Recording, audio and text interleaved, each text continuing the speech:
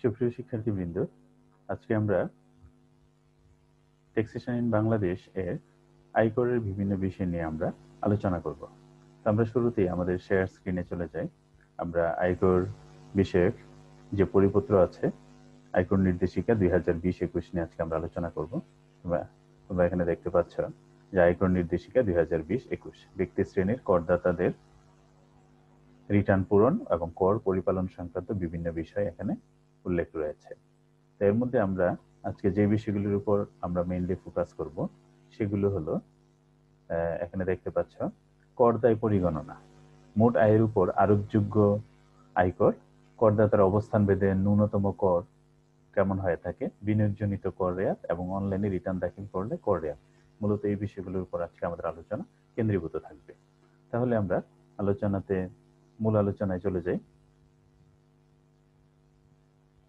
তাহলে শুরুতে আমরা কর পরিগণনা কিভাবে করা হয় দেখো। মোট আয়ের উপর আরোপযোগ্য কর, মোট আয়ের উপর আরোপযোগ্য কর। তো কিভাবে আরোপযোগ্য কর হিসাব করা হয়, এখানে একটা চার্ট আছে, নিশ্চয়ই তোমরা দেখতে পাচ্ছ। প্রথম 3 লাখ টাকা পর্যন্ত মোট আয়ের উপর কর হলো 0। এটা কার জন্য? এটা হলো যে মোট আয়ের উপর কর হারের তফসিল অনুযায়ী কর হার প্রয়োগ করে একজন করদাতার মোট আয়ের উপর আরোপযোগ্য আয়করের পরিমাণ নিরূপণ করা হয়। তাহলে একজন সাধারণ পুরুষ করদাতার মোট আয়ের উপর, দেখো এখানে 2020-21 কর বছরে একজন পুরুষ করদাতার মোট আয়ের পরিমাণ 50 লাখ টাকা হলে তার মোট আয়ের উপর আরোপযোগ্য আয়করের পরিমাণ কেমন হবে? এই উদাহরণটা যদি আমরা এখানে দেখি, যে উনি একজন সাধারণ ব্যক্তি করদাতা। সাধারণ ব্যক্তি করদাতা যদি হয় তাহলে তার টোটাল আয় কত? 50 লক্ষ টাকা। তাহলে তার এই 50 লক্ষ টাকা আয়ের উপর আয়কর কত হবে? এখানে আমরা প্রথম 3 লাখ টাকা পর্যন্ত তার মোট আয়ের উপর কোনো কর নেই, অর্থাৎ এখানে কর হারের হার হলো 0। আর পরবর্তী 1 লাখ টাকা পর্যন্ত আয়ের উপর কর হার হলো 5%। তাহলে 1 লাখ টাকার 5% হলো 5,000 টাকা। পরবর্তী 3 লাখ টাকা পর্যন্ত আয়ের উপর কর হার হলো 10%। তাহলে 3 লাখ টাকার 10% হলো 30,000 টাকা। তাহলে টোটাল গেল কত? 3 লাখ, আর একে 4 লাখ, আর 3 লাখ 7 লাখ টাকা। তারপর পরবর্তী 4 লাখ টাকা পর্যন্ত আয়ের উপর কর হার হলো 15%। তাহলে 4 লাখ টাকার 15% হলো 60,000 টাকা। তারপরে পরবর্তী 5 লাখ টাকা পর্যন্ত আয়ের উপর কর হার হলো 20%। তাহলে 5 লাখ টাকার 20% হলো 1 লাখ টাকা। আর তার টোটাল আয় কত? 50 লাখ টাকা। তাহলে 50 লাখ টাকা থেকে এই 5 লাখ টাকা পর্যন্ত কত টাকা হয়? 3 এ 1 4, 4 3 7, 7 4 11, 11 আর 5 16 লাখ টাকা। তাহলে 50 লাখ টাকা থেকে 16 লাখ টাকা চলে গেলে আর থেকে 34 লাখ টাকা। এই 34 লাখ টাকার উপর আয়ের হার হলো 25%, কর হার হলো 25%। তাহলে 34 লাখ টাকার 25% হলো 8,50,000 টাকা। তাহলে তার টোটাল কর কত দেখো? তার টোটাল কর হলো 10,45,000 টাকা। তাহলে এখানে এই জায়গাটা এক্সপ্লেইন করতে চাচ্ছি আমরা এই জন্য, যে বিভিন্ন স্লেবে বা বিভিন্ন স্টেজে করের হারগুলো কিভাবে নির্ণয় করা হয়, করের হারগুলো কত হয়। দেখো এখানে ন্যূনতম হলো 0 থেকে শুরু হয়। প্রথম 3 লাখ টাকা পর্যন্ত আয়ের উপর কোনো কর নেই। তারপরে 1 লাখ টাকা পর্যন্ত 5%, 3 লাখ টাকা পর্যন্ত 10%, 4 লাখ টাকা পর্যন্ত 15%, 5 লাখ টাকা পর্যন্ত 20%। এরপরে অবশিষ্ট যে আয় হবে সেটার উপর 25%। তাহলে এখানে 0 থেকে শুরু হয়ে সর্বোচ্চ কর হার হলো 25%। ব্যক্তি করদাতার আয়ের উপর সর্বোচ্চ কর হার হলো 25%। তাহলে আশা করি তোমরা এখানে এটা মনে থাকবে, কারণ পরীক্ষাতে তোমরা যখন ব্যক্তি শ্রেণীর করের হার নির্ণয় করবে বা কর দায় নির্ণয় করবে, তখন তোমাদের এই পার্সেন্টেজ গুলো মনে রাখতে হবে। মনে রাখবে 1 লাখ টাকা, প্রথম 3 লাখ টাকার উপর 0, পরবর্তী 1 লাখ টাকা পর্যন্ত 5%, 3 লাখ টাকা পর্যন্ত 10%, 4 লাখ টাকা পর্যন্ত 15%, তারপরে 5 লাখ টাকা পর্যন্ত 20%। অর্থাৎ 5, 10, 15, 20, 25 এই হারগুলো 1, 3, 4, 5, তারপর অবশিষ্ট যত থাকবে। এটা ইম্পর্টেন্ট, এটা তোমরা মনে রাখতে হবে তোমাদের কর নির্ণয়ের ক্ষেত্রে। তারপরে দেখো, যদি করদাতা মহিলা হন অথবা 65 বছর বা তদূর্ধ্ব বয়সের করদাতা হন, যদি মহিলা হন অথবা 65 বছর বা তার বেশি বয়স যদি হয়, উনি পুরুষ হলেও 65 বছরের ঊর্ধ্বে যদি হন, অর্থাৎ ওল্ড ম্যান 65 বছরের বেশি, তাহলে তার আয়ের ক্ষেত্রে দেখো এখানে 3 লাখ টাকা না, এখানে হচ্ছে 3,50,000 টাকা পর্যন্ত কর হার হলো 0। 3,50,000 টাকা পর্যন্ত কর হার হলো 0। তারপরে স্ল্যাবগুলি দেখো ঠিকই আছে, 1, 3, 4, 5 এবং অবশিষ্ট টাকা 5 থেকে সর্বনিম্ন দেখো এখানে 5 থেকে 25 পর্যন্ত কর হার চার্জ করা হচ্ছে। ঠিক একইভাবে প্রতিবন্ধী ব্যক্তি যদি হন করদাতা, অর্থাৎ করদাতা যদি প্রতিবন্ধী ব্যক্তি হন, তাহলে তার করমুক্ত আয়ের সীমা হবে 4,50,000 টাকা। তাহলে প্রথম দেখলাম 3 লাখ, তারপরে দেখলাম 3,50,000, তারপর আমরা দেখলাম 4,50,000 টাকা। এবং গেজেটভুক্ত যুদ্ধাহত মুক্তিযোদ্ধা যদি হন, তাহলে তার করমুক্ত আয়ের সীমা হবে 4,75,000 টাকা। তাহলে এখানে করমুক্ত আয়ের সীমাগুলি তোমাদের মনে রাখতে হবে। সাধারণ ব্যক্তি শ্রেণীর ক্ষেত্রে করমুক্ত আয়ের সীমা হলো 3 লাখ, আর যদি মহিলা হন বা 65 বছরের ঊর্ধ্বে হন তাহলে হলো 3.5 লাখ, আর তিনি যদি প্রতিবন্ধী করদাতা হন তাহলে হলো 4,50,000, আর যদি গেজেটেড যুদ্ধাহত মুক্তিযোদ্ধা হন তাহলে হলো 4,75,000 টাকা। আশা করি তোমরা এটা বুঝতে পেরেছ।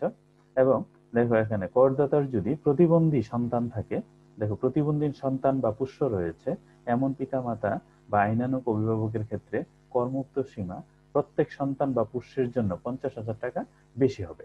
অর্থাৎ করমুক্ত সীমাটা 50,000 টাকা বেড়ে যাবে যদি একজন প্রতিবন্ধী সন্তান হন। দেখো এখানে যদি প্রতিবন্ধী ব্যক্তির পিতা এবং মাতা উভয়ই যদি করদাতা হন, তাহলে দুইজন কিন্তু এই সুবিধাটা পাবেন না। একজন, হয় মাতা অথবা পিতা, যে কোনো একজন এই সুবিধাটি পাবেন। যেমন এখানে একটা উদাহরণ দিয়ে যদি আমরা বিষয়টা ব্যাখ্যা করার চেষ্টা করি। দেখো, ধরা যাক জনাব সাব্বির চৌধুরী এবং তার স্ত্রী মিস অর্পা চৌধুরী দুজনই করদাতা এবং তাদের দুইজন সন্তান প্রতিবন্ধী। প্রতিবন্ধী ব্যক্তির সংজ্ঞা অনুযায়ী প্রতিবন্ধী হিসেবে তারা বিবেচিত। কয়জন? দুইজন সন্তান।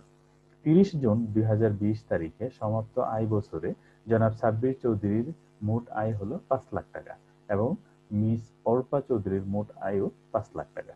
তাহলে কিভাবে এখানে তাদের কর দায় নির্ণয় করা হবে দেখো, এবং প্রতিবন্ধী ব্যক্তির জন্য কিভাবে সুবিধাটা পাবে দেখো। এখানে জনাব সাব্বির চৌধুরী প্রতিবন্ধীর পিতা হিসাবে দেখো তার মোট আয় হলো 5 লাখ টাকা, করমুক্ত আয় সীমা 3 লাখ টাকা, প্লাস দুইজন প্রতিবন্ধী সন্তানের জন্য তার করমুক্ত আয় সীমা আরো 50,000 যোগ হবে। তাহলে তার করমুক্ত সীমা হয়ে যাবে 4 লাখ, আর অবশিষ্ট থাকবে 1 লাখ। এই 1 লাখ টাকার উপর 5% হারে 5,000 টাকা তার কর আসে। তাহলে এখানে সুবিধাটা পাচ্ছে কে? সাব্বির চৌধুরী। আবার যদি সাব্বির চৌধুরী যদি এই সুবিধাটা না নেন বা তার স্ত্রী যদি এই সুবিধাটা গ্রহণ করেন, তাহলে দেখো কি হয়। মিস অর্পা চৌধুরী প্রতিবন্ধীর মাতা হিসাবে প্রতিবন্ধী সন্তানদের জন্য 50,000 টাকার অতিরিক্ত করমুক্ত সীমা গ্রহণ করলে তার কর কিভাবে নির্ণয় হবে দেখো। মোট আয় হলো 5 লাখ টাকা, আর তিনি যেহেতু একজন মহিলা, তাহলে তার করমুক্ত আয় সীমা হলো 3,50,000 টাকা। আর দুইজন প্রতিবন্ধী সন্তানের জন্য করমুক্ত সীমা আরো 50,000 বাড়বে, তাহলে টোটাল হলো 4,50,000। তাহলে তার অবশিষ্ট আয় থাকে 50,000। এই 50,000 টাকার উপর 5% হারে কর দিতে হবে। তাহলে আশা করি প্রতিবন্ধী সন্তানদের ক্ষেত্রে যে কর সীমা নির্ণয় করা হয় সেটা তোমরা বুঝতে পারছো। তাহলে এখানে ন্যূনতম কর দেখো, এখানে 50,000 টাকার উপর 5% 2,500 টাকা আসে, কিন্তু 2,500 টাকা তো আসলে কর দেওয়া যাবে না। তাদেরকে ন্যূনতম কর যদি তারা সিটি কর্পোরেশন এলাকার ভিতরে থাকে তাহলে 5,000 টাকা পরিশোধ করতে হবে। তাহলে আশা করি তোমরা এটা বুঝতে পেরেছো যে প্রতিবন্ধী ব্যক্তি সন্তান যদি কোনো করদাতার সন্তান প্রতিবন্ধী হয় তাহলে কিভাবে এই সুবিধাটা তারা পেতে পারেন, এটা আমরা এখানে ব্যাখ্যা করেছি। আর এবার আসে আমরা ন্যূনতম কর কিভাবে হিসাব করা হয় সেটা আমরা দেখি। এখানে বাংলাদেশের যে ইনকাম ট্যাক্স অর্ডিন্যান্স আছে, ইনকাম ট্যাক্স ল আছে, সেই অনুযায়ী দেখো ঢাকা উত্তর সিটি কর্পোরেশন বা ঢাকা দক্ষিণ সিটি কর্পোরেশন এবং চট্টগ্রাম সিটি কর্পোরেশন এলাকায় অবস্থিত করদাতাদের ক্ষেত্রে ন্যূনতম করের হার হলো 5,000 টাকা। অর্থাৎ তার কর যতই আসুক না কেন, যত কমই আসুক না কেন, 1,000 বা 1,500 যতই আসুক না কেন, তাকে অবশ্যই ন্যূনতম 5,000 টাকা কর দিতে হবে। ওইটা সিটি কর্পোরেশন, ঢাকা উত্তর, ঢাকা দক্ষিণ এবং চট্টগ্রাম সিটি কর্পোরেশন। আর অন্যান্য সিটি কর্পোরেশন এলাকার জন্য হলো 4,000 টাকা, আর সিটি কর্পোরেশন ব্যতীত অন্যান্য এলাকার জন্য হলো 3,000 টাকা। তাহলে আমাদের কয়টা এখানে ন্যূনতম কর? তিনটা। কি? ঢাকা উত্তর দক্ষিণ চট্টগ্রাম সিটি কর্পোরেশন হলো 5,000 টাকা, আর অন্যান্য সিটি কর্পোরেশন এলাকায় হলে 4,000 টাকা, আর সিটি কর্পোরেশন ব্যতীত এলাকা হলে হবে 3,000 টাকা। তাহলে আশা করি তোমরা এটা বুঝতে পেরেছো। এবার আসো বিনিয়োগজনিত কর রেয়াত কি। বিনিয়োগজনিত কর রেয়াত হলো, কর রেয়াত কি তোমরা জানো যে একজন ব্যক্তি বা একজন করদাতা তার প্রদেয় করের উপরে যে রেয়াত পেয়ে থাকেন, অর্থাৎ তার যে আয় আছে সেই আয় থেকে তিনি যে বিনিয়োগ করে থাকেন সেই বিনিয়োগের উপর যে চাঁদা, সেই বিনিয়োগের উপর যে রেয়াত পেয়ে থাকেন সেই রেয়াতটাই হলো বিনিয়োগজনিত কর রেয়াত। তো বিনিয়োগজনিত কর রেয়াত কিভাবে হিসাব করে সেইটা আমরা একটু দেখবো। দেখো এখানে যে নির্দিষ্ট কয়েকটি খাতে করদাতার বিনিয়োগ বা চাঁদা থাকলে করদাতা বিনিয়োগজনিত কর রেয়াত পান। মোট আয়ের উপর আরোপযোগ্য আয়করের অঙ্ক থেকে কর রেয়াতের অঙ্ক বাদ দিলে প্রদেয় করের অঙ্ক পাওয়া যায়। কিভাবে? এখানে দুটি বিষয় বিবেচনা করা হয়, একটা হলো করদাতার মোট আয় আর একটা হলো রেয়াতের জন্য অনুমোদনযোগ্য অঙ্ক। কি কি? করদাতার মোট আয় আর একটা রেয়াতের জন্য অনুমোদনযোগ্য অঙ্ক। হ্যাঁ, তো এখানে কিভাবে এটা? রেয়াত পাওয়ার জন্য রেয়াত পাওয়ার যোগ্য খাতে করদাতার প্রকৃত বিনিয়োগের পরিমাণ বা চাঁদার পরিমাণ করদাতার মোট আয়ের উপর বা উৎসসমূহ হতে প্রাপ্ত আয় বা কর অব্যাহতি প্রাপ্ত হ্রাসকৃত কর হার প্রযোজ্য হয়ে থাকলে, অর্থাৎ করদাতার মোট আয়ের উপর 25%, করদাতার যে মোট আয় তার এখানে কতগুলো বাদ দিতে হবে, যেমন কর অব্যাহতি প্রাপ্ত যদি আয় থাকে সেগুলি বাদ দিতে হবে। এগুলি বাদ দেওয়ার পর যে আয় হবে সেটার উপর 25%, অথবা 1,50,00,000 টাকা, অর্থাৎ 1.5 কোটি টাকা।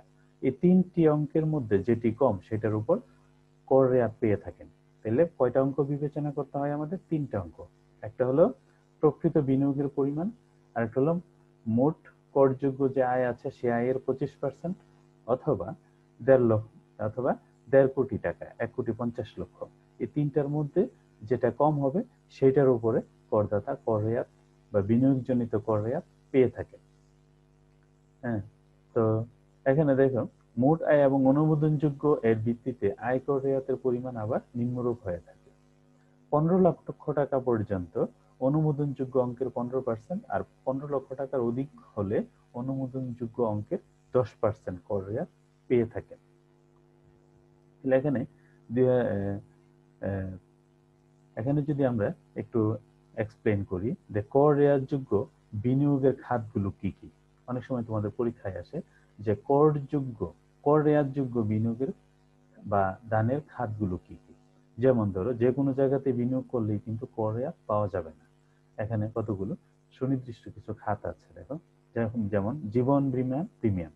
কোনো করদাতা যদি জীবন বীমার প্রিমিয়াম, অর্থাৎ জীবন বীমা পলিসি ক্রয় করে তার যে প্রিমিয়াম সেই প্রিমিয়ামের উপরে কর রেয়াত পেয়ে থাকেন। তারপরে সরকারি কর্মকর্তারা প্রভিডেন্ট ফান্ডে যে চাঁদা জমা দেন সেটার উপর কর রেয়াত পেয়ে থাকেন। স্বীকৃত ভবিষ্যৎ তহবিলে নিয়োগকর্তা ও কর্মকর্তার চাঁদা, অর্থাৎ যে সকল ভবিষ্যৎ তহবিল সরকার কর্তৃক স্বীকৃত সেগুলোতে কর্মচারী কিংবা নিয়োগকর্তা বা কর্মকর্তা তাদের চাঁদার উপরে এই সুবিধাটা পেয়ে থাকেন। কল্যাণ তহবিল ও গোষ্ঠী বীমা তহবিলে চাঁদা, সুপার অ্যানুয়েশন ফান্ডে প্রদত্ত চাঁদা, যে কোনো তফসিলি ব্যাংকে বা আর্থিক প্রতিষ্ঠানের ডিপোজিট পেনশন স্কিমে বার্ষিক সর্বোচ্চ 60,000 টাকা পর্যন্ত বিনিয়োগ, যেটা আমরা ডিপিএস বলে থাকি। সরকারি সঞ্চয়পত্রে বিনিয়োগ। তারপরে বাংলাদেশ স্টক এক্সচেঞ্জ তালিকাভুক্ত বাংলাদেশ স্টক এক্সচেঞ্জে তালিকাভুক্ত কোম্পানির শেয়ার, স্টক, মিউচুয়াল ফান্ড বা ডিবেঞ্চারে বিনিয়োগ করলে সেটার উপরও বিনিয়োগ রেয়াত পেয়ে থাকে। বাংলাদেশ সরকার অনুমোদিত ট্রেজারি বন্ডে বিনিয়োগ, ট্রেজারি বন্ডে যদি বিনিয়োগ করে তাহলেও কর রেয়াত পায়। জাতির জনকের স্মৃতি রক্ষার্থে নিয়োজিত জাতীয় পর্যায়ের প্রতিষ্ঠানে অনুদান, তারপরে জাকাত তহবিলে দান, জাতীয় রাজস্ব বোর্ড কর্তৃক অনুমোদিত কোনো ধাতব্য হাসপাতালে দান, তারপর প্রতিবন্ধীদের কল্যাণে স্থাপিত প্রতিষ্ঠানে দান, মুক্তিযুদ্ধ জাদুঘরে প্রদত্ত দান, আগা খান ডেভেলপমেন্ট নেটওয়ার্কে দান, আহসানিয়া ক্যান্সার হাসপাতালে দান, তারপর আইসিডিডিআরবিতে প্রদত্ত দান, সিআরপি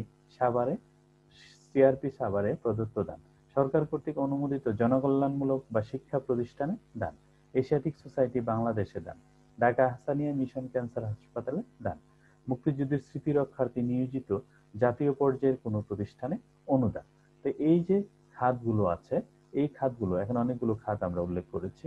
এই খাতগুলিতে যখন কোনো করদাতা দান করে কিংবা বিনিয়োগ করে তাহলে এটার উপরে বিনিয়োগজনিত কর রেয়াত পেয়ে থাকে।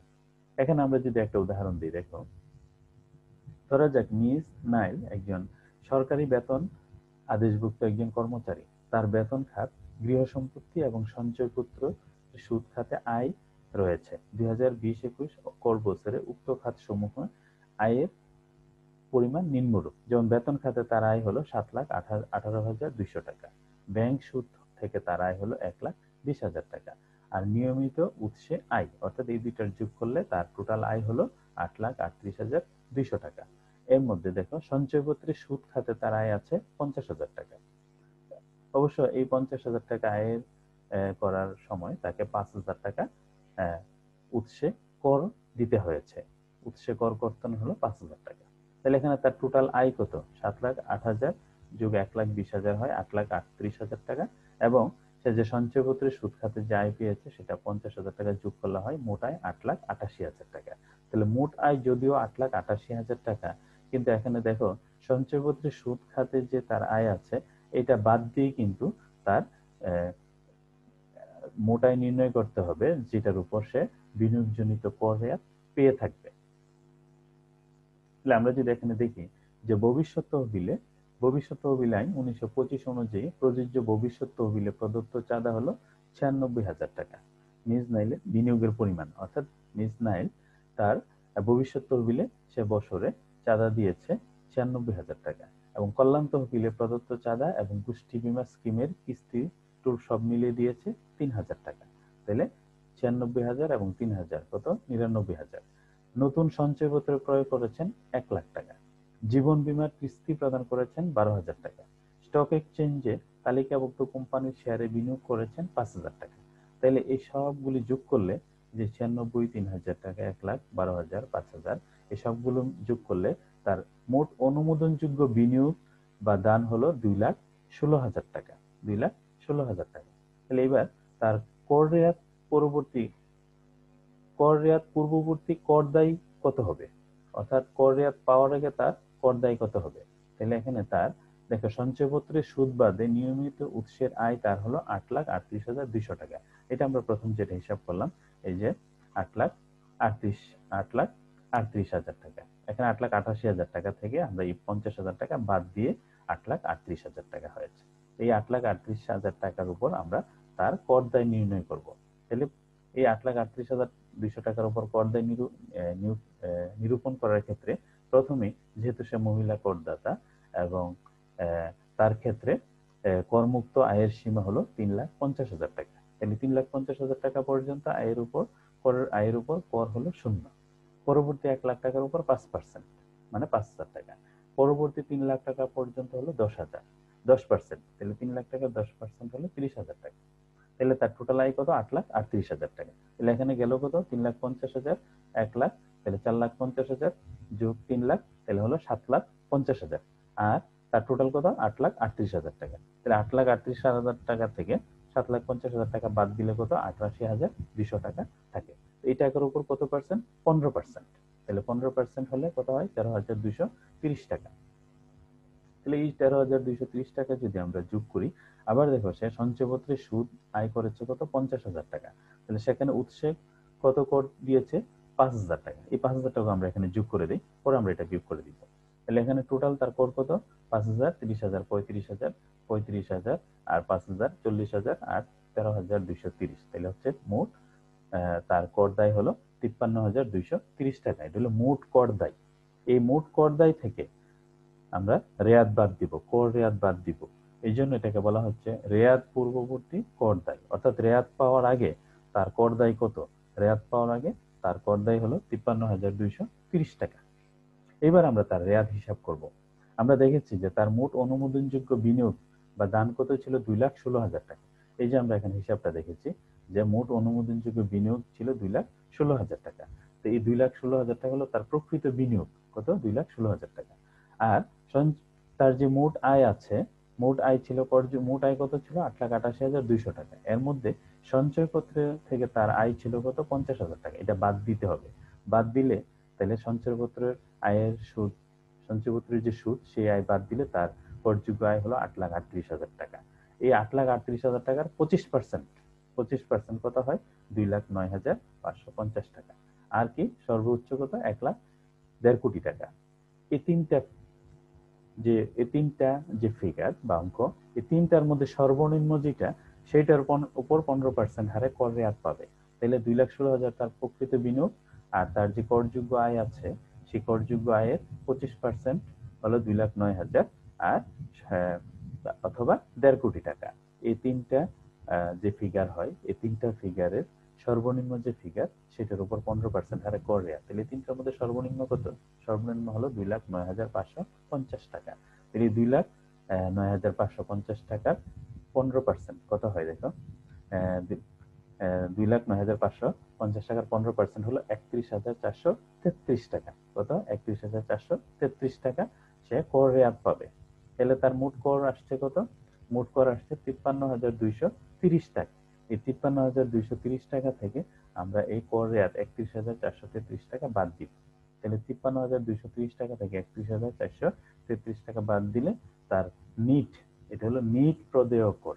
তাহলে নিট প্রদেয় করের পরিমাণ হলো 21,797 টাকা। তাহলে তোমাদেরকে যদি জিজ্ঞেস করা হয় নিট প্রদেয় কর কাকে বলে, তাহলে তোমরা কি বলবে? নিট প্রদেয় কর হলো মোট যে কর আছে, মোট কর দায় থেকে বিনিয়োগের উপর কর রেয়াত বাদ দিলে যে কর প্রদান করা হবে বা যে কর নির্ণীত হয় সেই কর কি বলা হয়? নিট প্রদেয় কর। তাহলে নিট প্রদেয় কর আসছে কত? 21,997 টাকা। আর তোমাদের নিশ্চয় মনে আছে যে সঞ্চয়পত্রের যে সুদ আয় হয়েছে সেখানে উৎসে তাকে কর দিতে হয়েছে 5,000 টাকা। তাহলে এই উৎসের 5,000 টাকা এখন বাদ দিয়ে দিতে হবে। তাহলে 21,797 টাকা থেকে 5,000 টাকা বাদ দিলে অবশিষ্ট প্রদেয় করের পরিমাণ হলো 16,797 টাকা।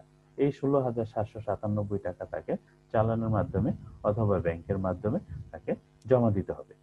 যখন উনি তার যে আয়কর ফাইল দাখিল করবেন, আয়কর রিটার্ন দাখিল করবেন, তখন তাকে এই 16,797 টাকা তাকে পরিশোধ করতে হবে। আশা করি তোমরা এই হিসাবটা বুঝতে পেরেছ।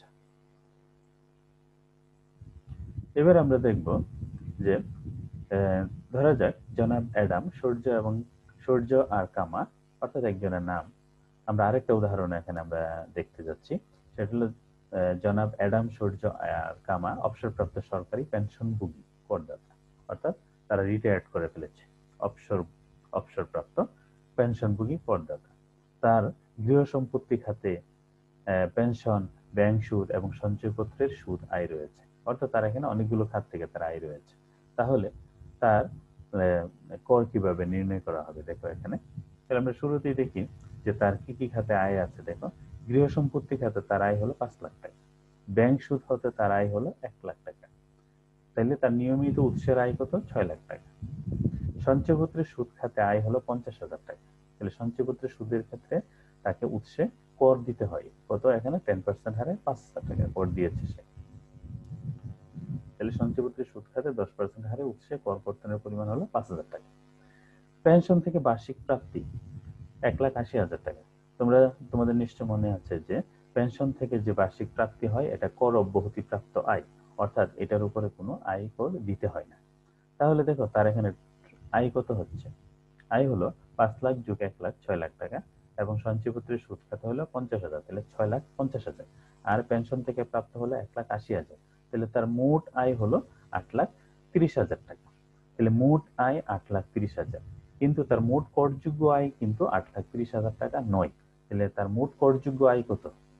তোমাদের নিশ্চয় মনে আছে যে তার মোট করযোগ্য আয় হবে যে তার গৃহ সম্পত্তি খাতে আয় 6 লাখ, ব্যাংক সুদ খাতে গৃহ সম্পত্তি খাতে আয় 5 লাখ, ব্যাংক সুদ খাতে আয় 1 লাখ, তাহলে 6 লাখ, আর তার সঞ্চয়পত্রের সুদ খাতে আয় 50,000। তাহলে এই 6,50,000 টাকা হলো তার করযোগ্য আয়। তাহলে তোমাদেরকে যদি জিজ্ঞেস করা হয় যে মোট আয় কাকে বলে এবং মোট করযোগ্য আয় কাকে বলে, তাহলে আশা করি তোমরা উত্তর দিতে পারবে যে মোট আয় হলো একজন করদাতার যে বিভিন্ন উৎস থেকে যে টোটাল যে আয় করে বা সর্বমোট যে আয় হয় সেই আয়গুলোকে একত্রে বলা হয় মোট আয়। আর মোট করযোগ্য আয় কাকে বলে? মোট করযোগ্য আয় হলো করদাতা যে পরিমাণ আয়ের উপর করদাতাকে কর প্রদান করতে হয় সেই আয়টাকে বলা হয় করযোগ্য আয়। তাহলে এখানে তার মোট আয় 8,30,000 টাকা হলেও তার মোট করযোগ্য আয় হলো 6,50,000 টাকা। কেন? কারণ আয়করের আইন অনুযায়ী তাকে এই যে পেনশন থেকে যে আয় হয়েছে তার এটাকে কর অব্যাহতি প্রদান করা হয়েছে। এবার আসো জনাব অ্যাডামের রেয়াত পাওয়ার যোগ্য খাতে মোট বিনিয়োগের পরিমাণ কি? তাহলে এখানে তার কর রেয়াত পাবে এমন খাতগুলি হলো নতুন সঞ্চয়পত্র ক্রয়, সে নতুন সঞ্চয়পত্র ক্রয় করেছেন 1,00,000 টাকা, তারপরে জীবন বীমার কিস্তি প্রদান করেছেন 50,000 টাকা। তাহলে এই হলো তার টোটাল বিনিয়োগ। তাহলে মোট অনুমোদনযোগ্য বিনিয়োগ হলো 1,00,000 এবং 50,000, 1,50,000 টাকা।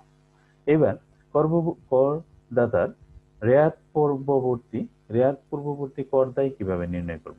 অর্থাৎ রেয়াত হিসাবের আগে তার মোট কর দায় কত, তাহলে তার টোটাল সঞ্চয়পত্রের সুদ বাদে তার নিয়মিত আয় কত। সঞ্চয়পত্রের সুদ সহ তার আয় ছিল 6,50,000, এখানে সঞ্চয়পত্রের সুদ আছে 50,000, এটা বাদ দিয়ে আমাদের কর দায় হিসাব করতে হবে। তাহলে এই 50,000 টাকা যদি বাদ দিই তাহলে হলো 6,00,000 টাকা। তার 6,00,000 টাকার উপর আমরা কিভাবে হিসাব করব? যে প্রথম 3,00,000 টাকা পর্যন্ত তাকে কোনো কর দিতে হবে না, অর্থাৎ শূন্য। পরবর্তী 1,00,000 টাকার উপর 5%, অর্থাৎ 5,000 টাকা। এরপরে অবশিষ্ট 2,00,000 টাকার উপরে 10%, অর্থাৎ 20,000 টাকা। তাহলে আর থাকে কত? তাহলে তার টোটাল হলো 6,00,000। 6,00,000 মধ্যে এখানে 3,00,000 বাদ, তাহলে এখানে 3,00,000, 4,00,000 আর হলো 2,00,000, 6,00,000। তাহলে 6,00,000 কিন্তু শেষ, আর নেই। তাহলে এখানে তার টোটাল কর আসছে কত? 5,000 এবং 20,000, সব মিলে হলো 25,000। আর সঞ্চয়পত্রের সুদ 50,000 টাকার উপর উৎসে কর কর্তৃত হয়েছে কত? 5,000। তাহলে এই 5,000 যোগ করলে হয় টোটাল 20,000 আর হলো 5,000। তাইলে হলো 20,000 আর 5,000, 25,000 আর হলো 5,000। তাহলে রেয়াত পূর্ববর্তী কর দায় হলো 30,000 টাকা। তাহলে এই যে হিসাবটা আশা করি আমরা বুঝতে পেরেছি বা বোঝাতে পেরেছি। এবার জনাব অ্যাডামের কর রেয়াত আমরা কিভাবে বের করব দেখো। তাহলে মোট অনুমোদনযোগ্য বিনিয়োগ, এই যে অলরেডি আমরা এটা এখানে বের করেছি যে তার মোট অনুমোদনযোগ্য বিনিয়োগ 1,50,000 টাকা। এই যে মোট অনুমোদন, সরি, আমরা এখানে এই যে নতুন সঞ্চয়পত্র ক্রয় এবং জীবন বীমা কিস্তি প্রদান 50,000, তাহলে মোট অনুমোদনযোগ্য বিনিয়োগ হলো 1,50,000, অর্থাৎ এটা হলো তার প্রকৃত বিনিয়োগ। তাহলে তার মোট অনুমোদনযোগ্য বিনিয়োগ বা প্রকৃত বিনিয়োগ হলো 1,50,000 টাকা। আর তার যে মোট আয় কত? 6,00,000 টাকা। করযোগ্য আয় হলো 6,00,000 টাকা। 6,00,000 টাকার উপর 25%, তাহলে কত হয়? 1,50,000 টাকা। তাহলে আর আছে কি? 1.5 কোটি টাকা। এই তিনটি ফিগারের মধ্যে যেটা সর্বনিম্ন ফিগার সেটার উপর 15% হারে কর রেয়াত পাবে। তাহলে তার কর রেয়াত কত হতে পারে?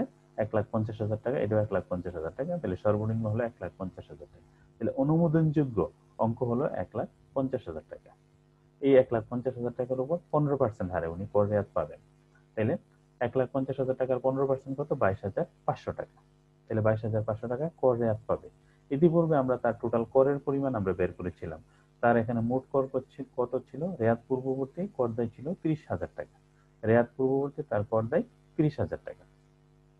তাহলে রেয়াত পূর্ববর্তী যদি 30,000 টাকা হয়, এই 30,000 টাকা থেকে আমরা এখানে তার এই যে কর রেয়াত 22,500 টাকা বাদ দিব। তাহলে নিট প্রদেয় কর হবে 30,000 বিয়োগ 22,500, কত আসে? 7,500। তিনি অলরেডি উৎসে কর দিয়েছেন কত? 5,000। তাহলে আর বাকি থাকে কত? 2,500।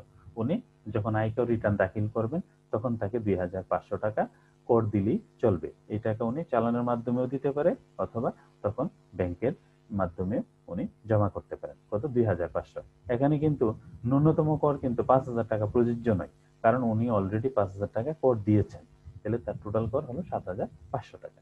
আশা করি এই উদাহরণটা আমরা বুঝাতে পেরেছি। তাহলে আজকে যে আমরা আলোচনা করলাম সেখানে আমরা কি দেখলাম? আমরা প্রথমেই দেখলাম যে করদাতার কর দায় কিভাবে নিরূপণ করা হয়।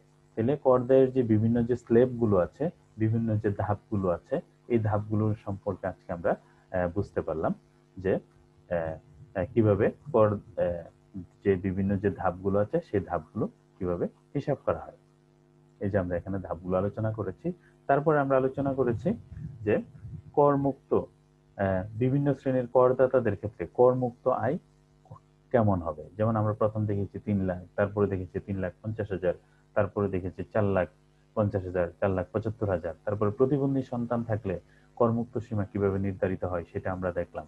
তারপর আমরা দেখলাম যে ন্যূনতম কর কিভাবে হিসাব করা হয়। তাহলে আমরা দেখছি ঢাকা সিটি কর্পোরেশন বা ঢাকা উত্তর দক্ষিণ সিটি কর্পোরেশন বা চট্টগ্রাম সিটি কর্পোরেশনের জন্য 5,000, অন্যান্য সিটি কর্পোরেশনের জন্য 4,000 এবং সিটি কর্পোরেশন ব্যতীত অন্যান্য এলাকার জন্য 3,000 টাকা ন্যূনতম কর দিতে হয়। এরপরে আমরা দেখলাম যে বিনিয়োগজনিত কর রেয়াত বলতে কি বোঝায় এবং বিনিয়োগজনিত কর রেয়াত কোন কোন খাতে বিনিয়োগ করলে বা কোন কোন খাতে দান করলে এই বিনিয়োগজনিত কর রেয়াত পাওয়া যায় এবং কিভাবে এই কর রেয়াত হিসাব করা হয়।